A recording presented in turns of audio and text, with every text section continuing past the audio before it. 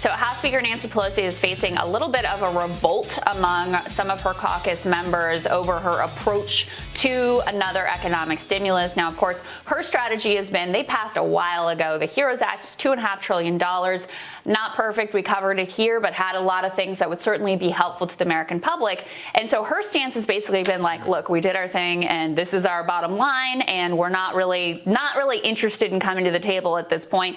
And let's be clear, there's like a political calculus here as well that is better for Democrats if they kind of let the economy collapse and pin the blame on President Trump, which he's likely to get the blame being that he's president. What was interesting in this is it's a lot of swing state Democrats who are getting uncomfortable with the approach because the HEROES Act was a while ago and they want to be able to go to voters and say, look, here's what we offered and here's the state of the negotiations and what we're trying to do now. But you also had AOC and other progressives quoted here who were a little bit uncomfortable as well.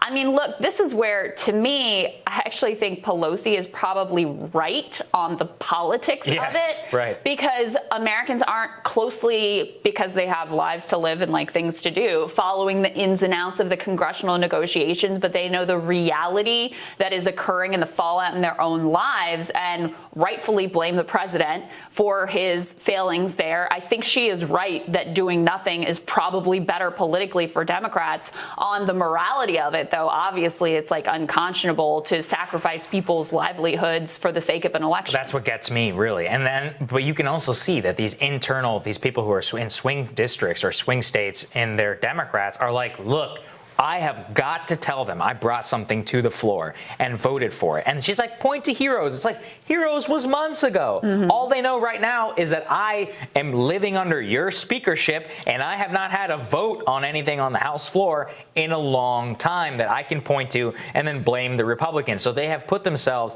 in a bad situation. I think the Republicans are probably in the same ones. People who are swing district Republicans probably have to face the same wrath. And the swings, both swing voters are really saying is somebody do something for me. Yeah. Please, somebody do something for me. And that's really what it is on the morality of it, which is that people are just, people are just letting them burn. A lot of these Republicans don't want to take what they think is a tough vote in order to increase spending, although I don't think a single one of them would pay any price for that. Right. And a lot of these Democrats don't want to have to, try and say that they struck a deal with the Republicans, or they just want to say, hey, look, let the country burn 2 more months, then we'll pack things up. And in January, Joe Biden apparently has a call with the Senate Democratic Caucus tomorrow, I believe, to talk legislative strategy. Interesting. It's interesting. So I understand the politics of it from the Democratic side. Yeah. Like I said, I actually think Pelosi is betting that ultimately people will blame the president for the economic fallout. I think she's right.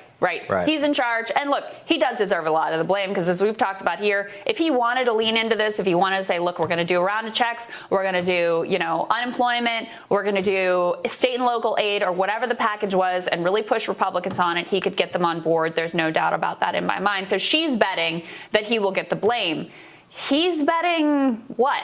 Betting that it's better to kind of let the economy just languish under his leadership. He's betting that, touting the stock market gains is going to be enough for people. Like, politically, the Republican position makes no sense. If they just literally said yes to the $2.5 trillion that the Democrats, called their bluff, basically, and was like, okay, let's do it. Or here's some modest, tinkering around the edges, let's cut it down to $2 trillion. I think he would be in a much stronger position right now to potentially win re-election. So his thing makes no sense to me. Again, morally, I have issues with the Pelosi approach, but the politics of it, I think she's basically right on. Yeah, and that's look, when the politics of both sides both end up being beneficial to screwing you over, that's how we live right now.